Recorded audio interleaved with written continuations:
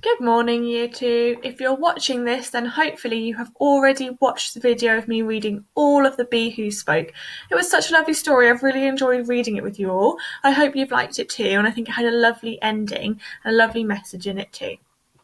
So today, we are going to look at the second job that bees do, because in our story, the bee says, in nature, we all have a job to do, and talks about how bees have the most important job of all. Yesterday, we looked at why bees are important for food chains. Take a minute and remind yourself, why are bees important for food chains? Excellent, well done. So without a bee, lots of other animals would go hungry because there would be no bees for them to eat and no honey for them to eat. Well done on all your posters yesterday. Hopefully you've got them displayed somewhere and you're going to be thinking about bees in your everyday life. Today we're going to look at the bee's second important job, which is, my turn, pollination. Well done. So what is pollination? So when a bee flies to a flower, we're starting with this bee here, he puts out his tongue and he picks up the pollen from a flower. He then carries it all the way to another flower where he drops off his pollen while he's eating the nectar. And that helps to create new flowers. He might also scatter the pollen along the ground, which helps new flowers to grow.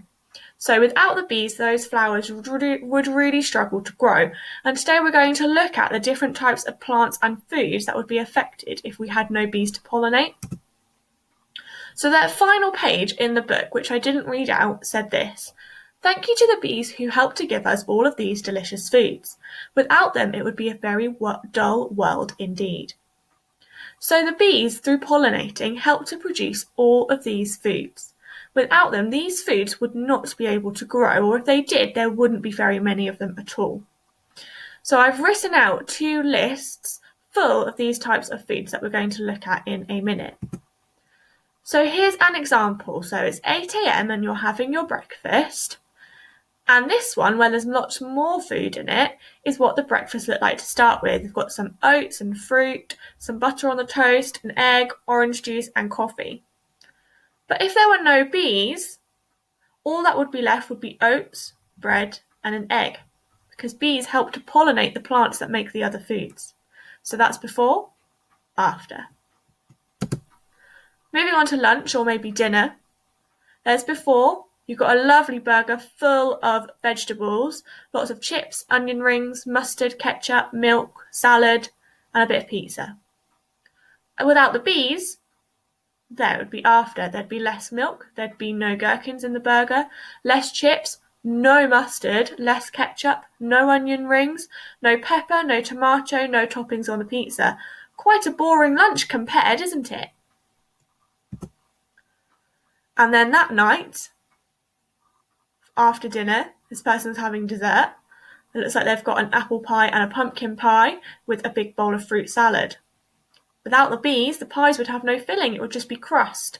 And the only thing left in the fruit salad would be banana. It's not a very exciting dessert, is it? Have a look at the clock in the corner. What time is this person eating their dessert? Excellent. Hopefully you spotted that it says 5:30, because the hand is halfway past the 5. So here's the first list of foods that we would not have without bees. I can move my face. I can't move my face. Yeah. Oh, I can't move my face. I'll have to stay there. So here's the list. Obviously, we wouldn't have honey. We wouldn't have any fruits that grow on trees, such as apples, peaches, apricots, plums, lemons, limes, and cherries. No bananas, melons, mangoes, or papaya. No types of berries, onions, nuts, avocados, beans, including baked beans, coffee, tea. There'd be no vanilla, so we wouldn't have anything flavoured with vanilla. No oil to cook in, or tomato, cucumber, grapes, cauliflower, or all that lovely list of vegetables that we often have with a roast, beetroot, pumpkin, chocolate, sugarcane, and ice cream. So we wouldn't have any of those without bees pollinating, so that's another reason why bees are so important. So today we're going to look at how our own personal lives would be affected with no bees, and we're going to do that by making a food diary. So here is my food diary. I've written at the top Miss Wilson's food diary, and I've remembered my apostrophe to show that it is mine, I own it. And then before I've eaten any food today, I have looked at the clock to check what the time is. So this morning I looked at the clock before eating my breakfast and saw it was 7:30. So I've written 7:30 a.m. So that's the first thing you will do before you eat. You need to look at the clock. I've then written down what I've eaten throughout the day, looking at the clock every time. And then at the end of the day, I went through the list of foods that was on the slides and in the back of the book, and I highlighted any of the foods that wouldn't exist without bees. So let's take a look at my breakfast. For breakfast, I had porridge, and I drink almond milk, so I mixed it in with that, put some strawberries on top, and had a glass of orange juice. If there were no bees, I wouldn't have been able to have that type of milk. I wouldn't have been able to eat the strawberries, and I wouldn't have had orange juice to drink. I just would have had porridge oats, which I don't think would taste very nice on their own with no milk, would they?